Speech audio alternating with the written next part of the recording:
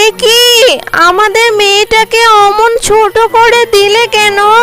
ওকে তুমি ভালো করে দাও। ভালো করে দিব না কেন? অবশ্যই ভালো করে দিব।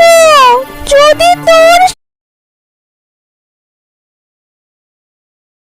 মা মা ও মা, তুমি তো বলেছিলে শীতকালে নাকি বৃষ্টি হয় না। দেখো না বৃষ্টি পড়তেছে, আমি তো ভিজে যাচ্ছি মা।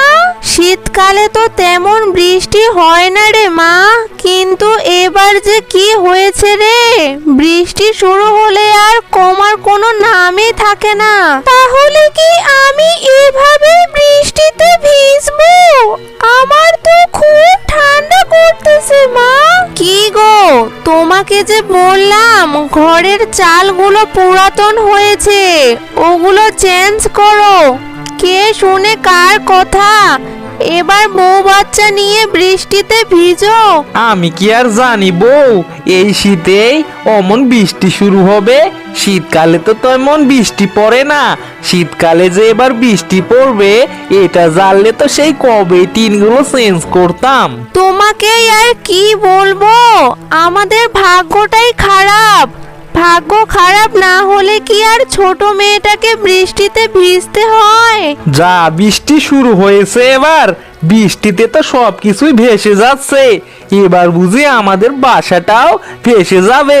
কি যে করব তখন কিছুই বুঝতে পারতেছি না। কি, আমাদের বাসাটা ভেসে যাবে?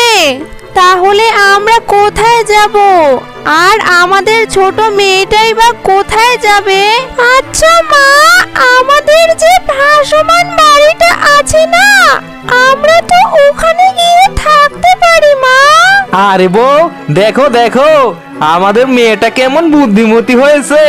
এই না হলে আমার মেয়ে, ঠিক একেবারে আমার মতোই বুদ্ধি হয়েছে মেয়েটার। ও কি তোমার মতো মাথা মোটা হয়েছে নাকি? ও হয়েছে আমার মতো একেবারে অনেক বুদ্ধিমতী। কি, তুমি বুদ্ধিমতী? তোমার মাথা তো গোবর দিয়ে ভরা গোবর। তোমার পুরো মাথায় তো শুধু গোবর, গোবর ছাড়া তো আর কিছুই দেখতেছি না তোমার মাথায়। এই, ঠিক করে কথা বলো। আমার মাথায় গোবর?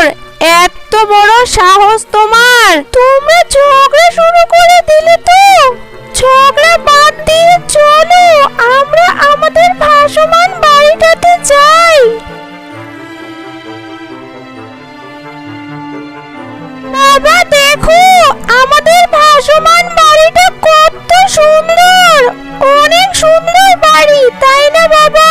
হ্যাঁ রে মা, এই বাড়িটা সত্যি অনেক সুন্দর হয়েছে আমাদের। আর এই বাসাটা আমাদের না থাকলে এবার বন্যায় মনে হয় আমাদের ভেসেই যেতে হতো। এই বাড়িটা না থাকলে কি যে বিপদে পড়তাম আমরা।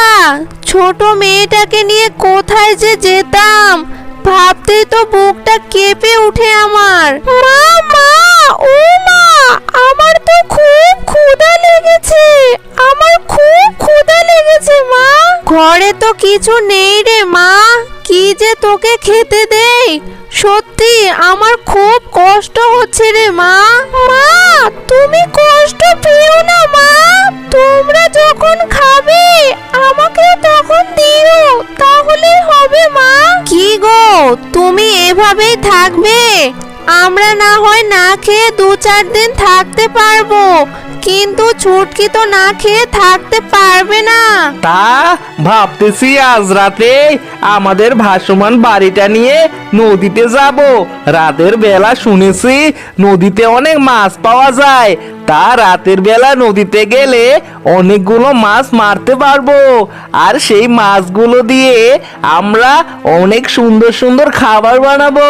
হ্যাঁ গো, চারদিকে তো শুধু জল আর জল। রাতে মনে হয় নদীতে অনেক মাছ পাবো। সত্যি আমরা মাছ মারতে যাবো বাবা। আমার তো খুব আনন্দ হচ্ছে। নিজের হাতে মাছ ধরবো আর সেগুলো ভেজে ভেজে খাবো। তুই মাছ ভাজবি? তুই কি মাছ ভাজতে পারবি? তুই তো রান্নাই করতে পারিস না রে মা। আমি মাছ রান্না করতে পারবো মা, দেখিও। সুন্দর করে মাছ ভাজা করি। দেখবো দেখবো কেমন মাছ ভাজতে পারিস। ভালো মাছ ভাজতে পারলে এইবারে তোর বিয়ে দিয়ে দিব। কি, আমার বিয়ে দিয়ে দেবে? আমি তো এখন বিয়ে করব না মা, আমি তো এখন অনেক ছোট আছি। আরে বোকা মেয়ে, আমি তো শুধু মজা করলাম রে। তোকে কি এখনই বিয়ে দিতে পারি? পাগলি মেয়ে একটা আমার।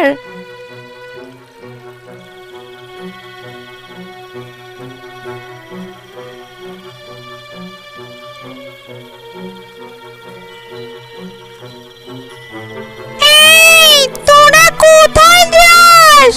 ও মা, তোদের মেয়েটা তো অনেক লক্ষ্মী।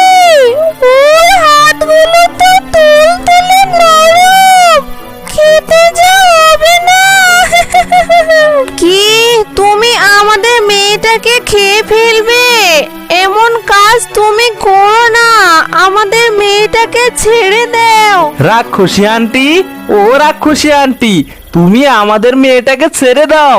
ওকে কেন খাবে তুমি? ও তো অনেক ছোট। তুমি আমাকে খেয়ে ফেলো, আমাকে খেলে তোমার পেট ভরে যাবে। ঠিক আছে, আমি তোদের মেয়েটাকে খাবো না। একটা শর্ত আছে, তুই আমার জন্য মাছ এনে দে, তবে তোর মেয়েটাকে বাঁচাবো আমি।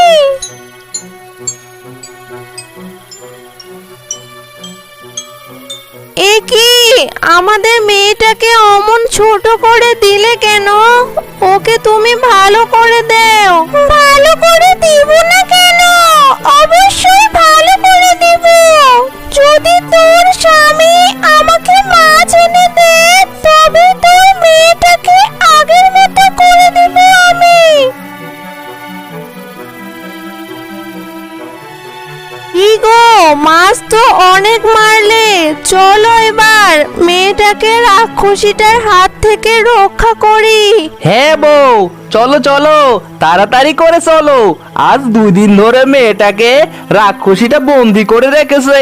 চলো তাড়াতাড়ি, ওকে উদ্ধার করতে হবে।